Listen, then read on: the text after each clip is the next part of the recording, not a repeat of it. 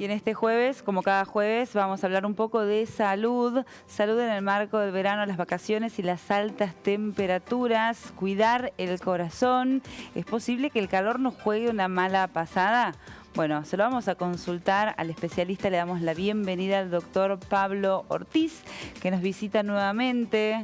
Lo hemos molestado otra vez. ¿Cómo le va, Pablo? Marina, muchas gracias por la invitación. Bueno, usualmente nos visita en Telediario Federal en segunda edición, siempre con la columna de salud, y hoy, bueno, lo convocamos por esta cuestión que nos genera una inquietud.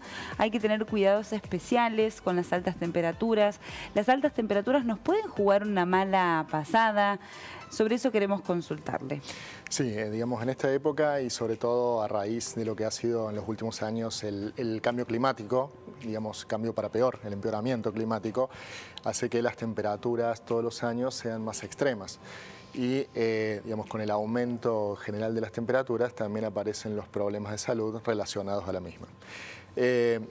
Digamos, si bien puede generar problemas a nivel cardiovascular o cardiocirculatorio, queríamos charlar un poquito sobre, digamos, algunas cuestiones preventivas generales. Bueno, y factores de riesgo y rangos etarios. Claro, porque eso también tiene implicancias importantes. En general, ya digamos, está bien determinado que las altas temperaturas, cuando no se toman algunas medidas preventivas, generan una enfermedad que se llama hipertermia, ¿sí? Que es el aumento sostenido de la temperatura corporal por encima de los 40 grados, y que eso, digamos, genera diversos signos y síntomas que pueden poner en riesgo la vida de la persona, ¿sí? Mayor riesgo cuanto mayor vulnerabilidad tiene esa persona. Así directamente, la vida en riesgo. La vida en riesgo, ¿sí? O causar, digamos, diversos problemas a nivel de todos los órganos y sistemas del organismo. Pero en general, la hipertermia es el aumento sostenido cuando esa temperatura y sobre todo con aumento de la humedad ambiente genera un desbalance entre los mecanismos compensadores que tiene el organismo. El cuerpo humano tiene un termostato, por así decirlo, como un mecanismo compensador regido por un órgano que es el hipotálamo en el cerebro y que es quien regula la temperatura corporal para mantenerla siempre dentro de niveles constantes, ¿sí? Cuando, digamos, por aumento sostenido de la temperatura, se van produciendo ciertos cambios en el organismo que incluyen, digamos, primero una sudoración, un aumento de la sudoración y luego disminución de la sudoración, que es, digamos, lo que produce la liberación de calor del organismo, genera vasodilatación, o sea, dilatación de las arterias, sobre todo a nivel de la piel y de las vísceras, entonces disminuyen ciertos niveles de presión hacia los órganos más importantes del cuerpo, como el cerebro, el corazón, los riñones.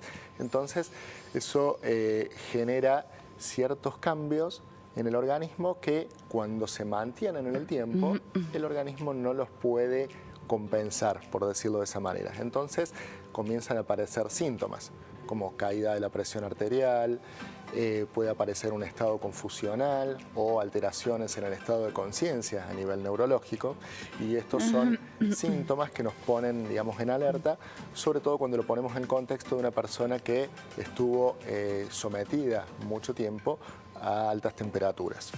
Entonces, eso nos tiene que, digamos, poner en alerta para tomar las medidas necesarias y actuar rápidamente antes que se produzcan daños que no se puedan revertir. ¿Cómo cuáles, por ejemplo? Por ejemplo, alteraciones de la función renal, o cuando hablamos de poblaciones en riesgo, por ejemplo, muy vulnerables, los niños, porque tienen mayor superficie corporal y se deshidratan mucho más rápidamente que un adulto.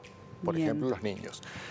En el otro extremo, los ancianos. Los ancianos a veces pueden no manifestar un cuadro de deshidratación o puede incluso manifestarse sin aumento de la temperatura corporal, pero el paciente sufrió un golpe de calor que se puede manifestar en algunas circunstancias como alteraciones en el estado de conciencia. ¿Y cuáles son los síntomas de un golpe de calor? ¿Cuándo sabemos que estamos ante ese cuadro? Pueden presentarse en forma general como náuseas, vómitos, disminución de la sudoración, ¿sí? Y sobre todo alteraciones del estado de conciencia, confusión, pérdida de conocimiento, dificultad para reconocer familiares conocidos, ¿sí? O directamente, digamos, una disminución importante del estado de conciencia que puede llegar incluso al coma, ¿sí? Entonces, siempre es muy importante tener en cuenta la prevención en Claro. estas situaciones, ¿sí? Y entonces, ya sabemos que no hay que exponerse a la luz directa del sol en horarios peligrosos que van alrededor de las 10, 11 de la mañana hasta después de las 4 o 5 de la tarde. Bueno, ahí me voy a frenar un ratito. Recién Sí. detrás de cámara estábamos hablando con nuestros compañeros de este caso, ¿no?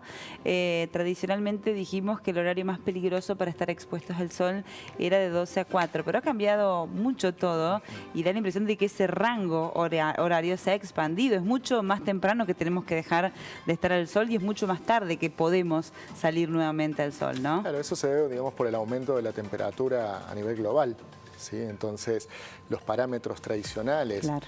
digamos, se van modificando y hay que ser mucho más cuidadoso y también tener en cuenta situaciones particulares, sobre todo con, no sé, con los cambios bruscos de clima que tenemos con el tema de las tormentas, que a veces hay, digamos, mucho cambio de temperatura en un mismo día. Claro. Pero como concepto general es estar a la sombra, o sea, no estar expuesto al rayo del sol.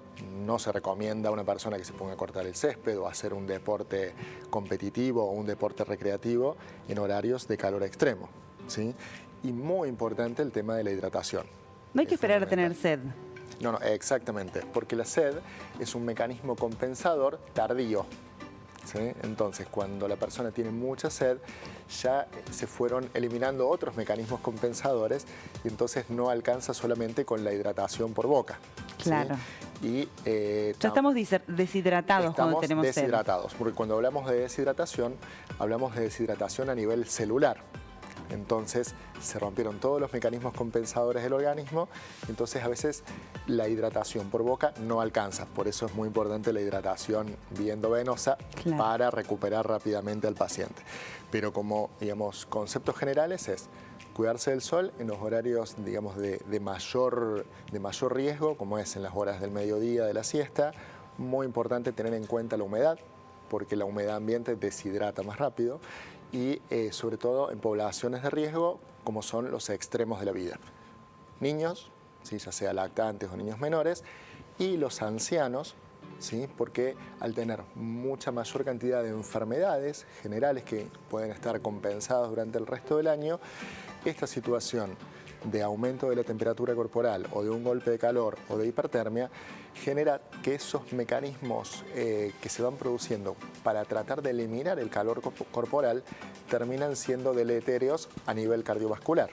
claro. Vasodilatación, disminución de la presión arterial, disminución de la presión de irrigación de algunos órganos y puede ser, digamos, el inicio de un cuadro que, digamos, un golpe de calor o un cuadro de deshidratación por calor sea lo que provoca, por ejemplo, un infarto, un síncope o una ACV, por ejemplo. ¿Ha recibido pacientes con esos cuadros a partir de altas temperaturas? Hemos tenido, sí, casos en terapia intensiva, casos dramáticos y fatales de pacientes, por ejemplo, acá en Río Cuarto, digamos, casos, digamos, que pacientes que estaban jugando al fútbol en competiciones recreativas o competitivas y que en la cancha, jugando con un sábado con 38 grados de calor, han tenido una ACV o hemorragias o infartos o episodios de muerte súbita. Si bien no podemos decir que el calor sea el único factor, es un factor importante a tener en cuenta y hay que prevenir, digamos, como en todas las situaciones. Pablo, muchísimas gracias por visitarnos, ha sido muy amable como siempre y muy importante la información que ha traído. No, muchas gracias por la invitación. Bueno, sigue disfrutando de las vacaciones. Gracias.